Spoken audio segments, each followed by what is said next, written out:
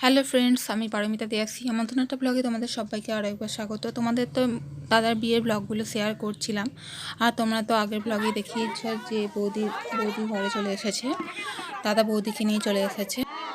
আর সত্যি কথা, বিয়ের পর বা শ্বশুরবাড়ি এলে তো প্রচুর নিয়ম কানুন পালন করতে হবে বিয়ের পরই। সেই নিয়ম কানুনের মধ্যে মাসিদের একটা বিশেষ নিয়ম হচ্ছে আকাটা পুকুরে স্নান করা, মানে বর বউকে আকাটা পুকুরে স্নান করতে হবে।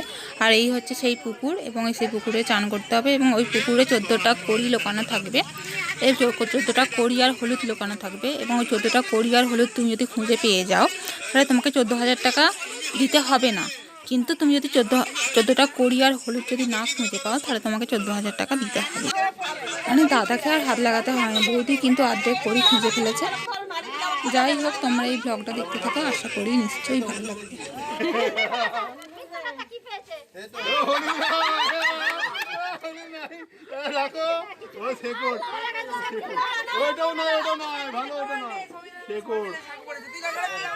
তোমরা সরে যাও না, তোমরা হাত দিলে সব গলিয়ে যাবে, আমাদের সব গুলিয়ে যাবে আমাদের।